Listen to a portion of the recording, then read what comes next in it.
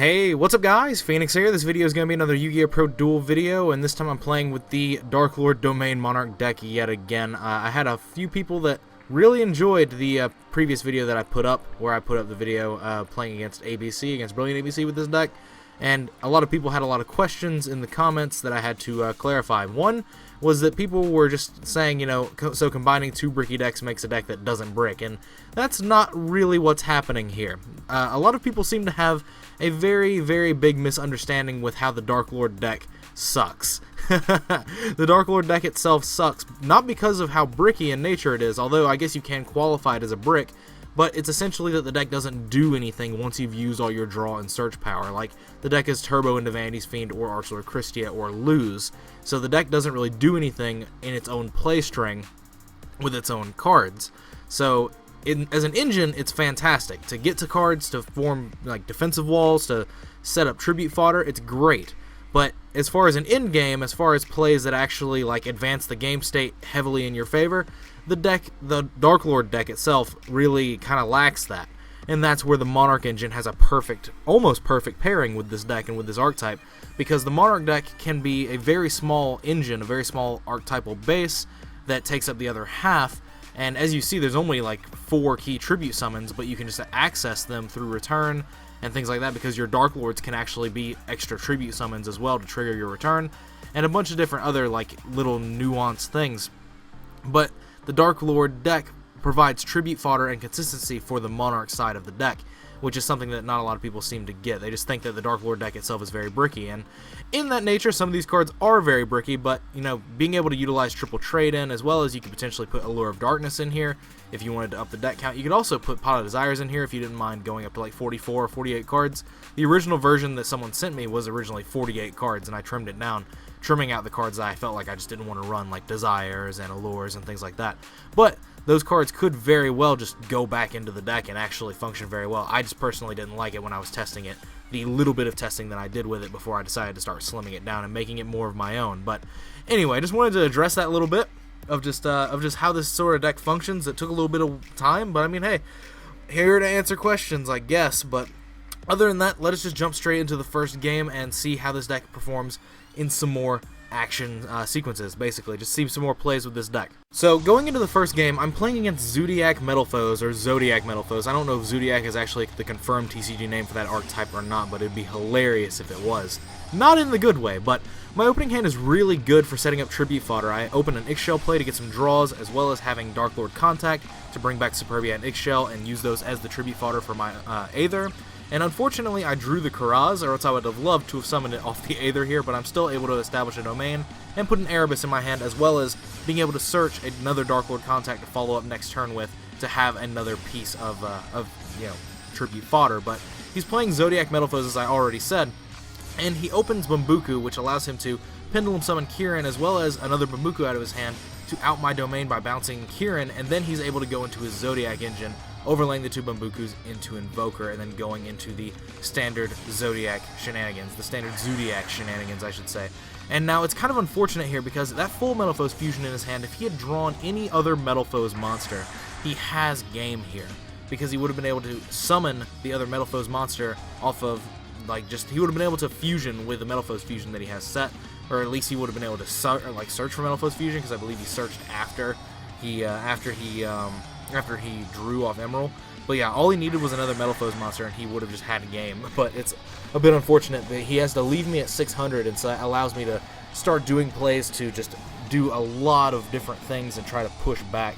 And I'm able to go Eidos Engrave and Idea and resolve 2 tribute summons. Now, I'm not going for Domain here. I end up adding back Pantheism just so it is a nice follow-up, because if I add back Domain, I know he's just going to out-it with Kirin again. Like, that's not something that I want to deal with.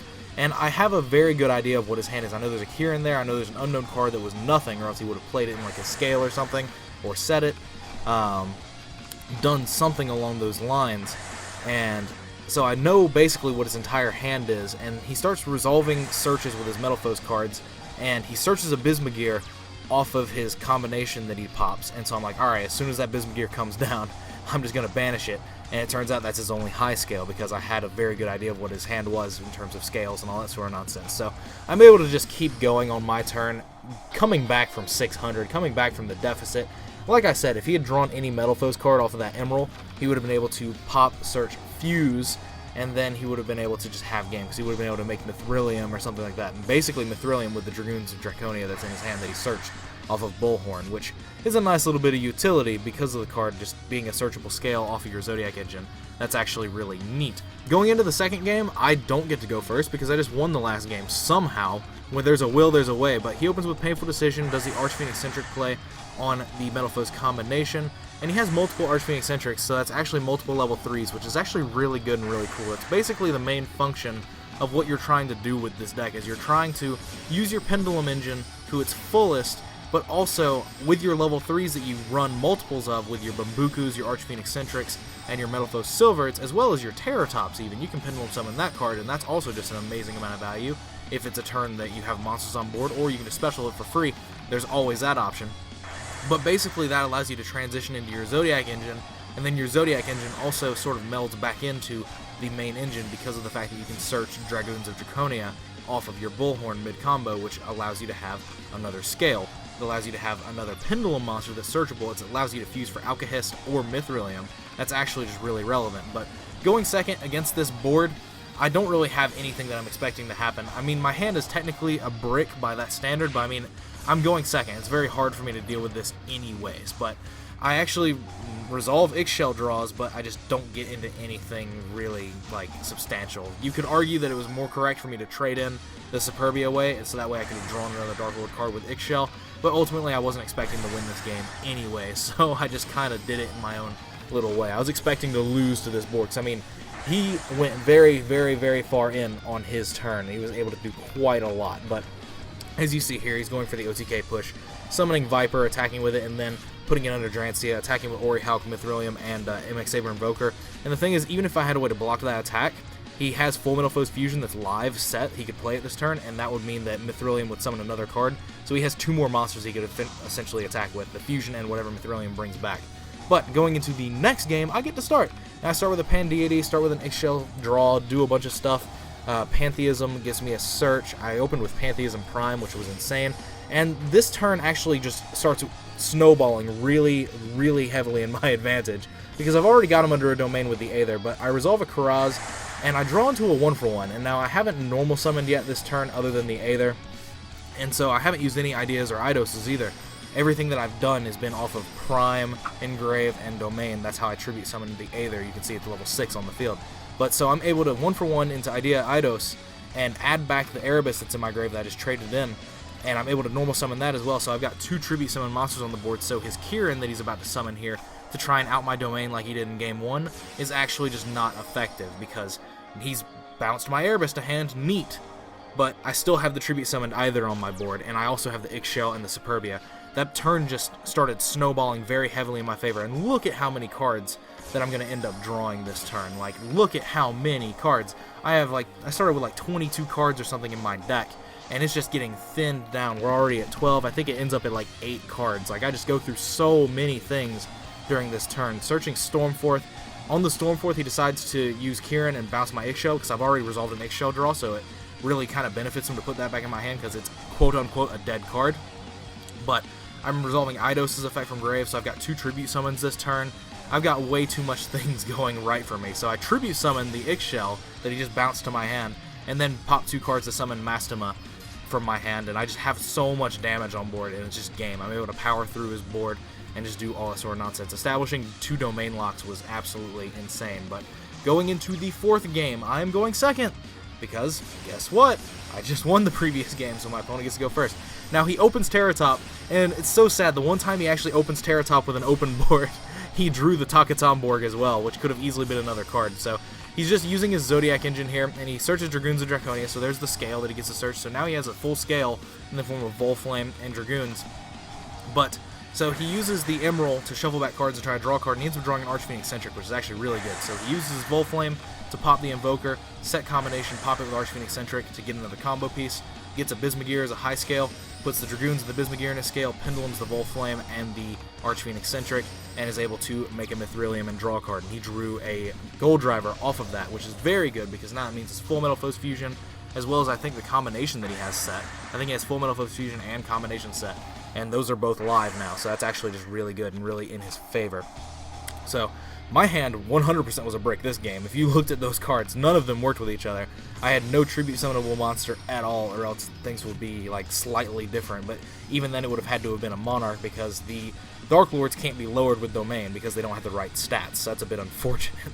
So things just didn't go my way that one. But going into the 5th and final game, my opening hand is a bit weird. I have an idea, which I use to summon for Eidos. I play Domain, I tribute the idea for Karaz, and I use the Karaz to pop the Domain and the Eidos, just so it stays on the board, and I have another Domain in hand, so I play it.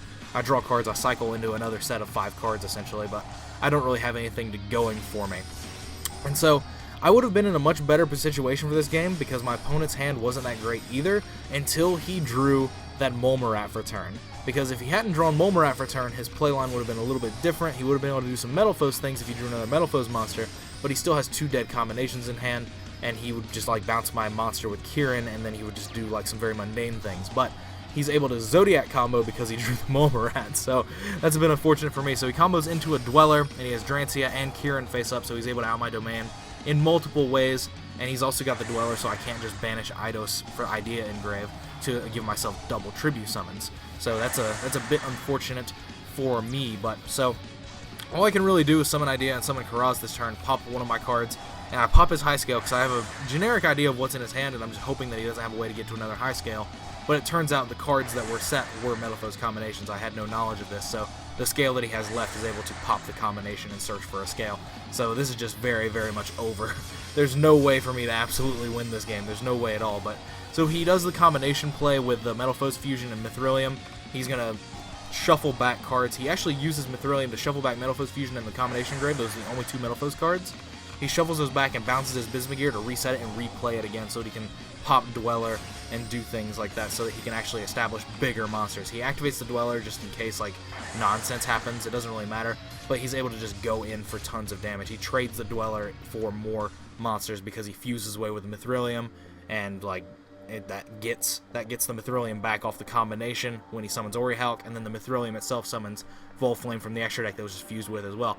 So it's just overall just snowballing a lot of advantage in my face, and I couldn't really do anything about it because my opening hand wasn't that great. But anyway, as always guys, thanks for watching. Let me know what you guys think in the comments down below. Let me know what your thoughts are. I really like this deck. I think it's really fun, even though it is Domain Monarchs.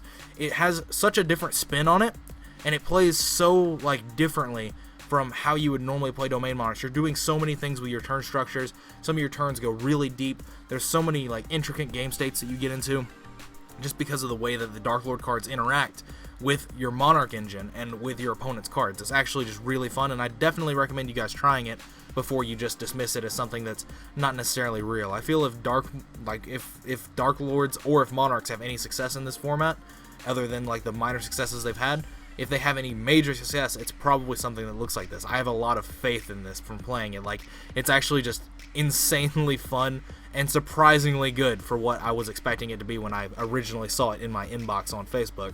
So there's definitely that to consider. But anyway, like I said, let me know what you guys think in the comments down below. As usual, like, comment, subscribe, do all the nonsense you usually do. Links are in the description of my Facebook and background music playlist if you want to check those out. They're resources for you to use. But again, let me know what you guys think in the comments down below, and let me know what you guys think about these replay videos if you are finding my commentary enjoyable and insightful, and if you want me to keep doing them in this style, because they do go by a bit quicker. There's more content you get to see, and I get to actually discuss some different things. I don't get to discuss all the plays because of the fact that it goes so fast. But if you guys like this formula, if you like this format, I will continue doing them, and I may do some live stuff when I start live streaming again on a regular basis, because that is a plan for the future as well, to start live streaming at least once a week and then have like live stream highlights go up and stuff like that. But let me know about what you guys think about all of that in the comments down below. And other than that, thank you for your time as usual. Thanks for watching as always, and take care guys. I will see you in the next video.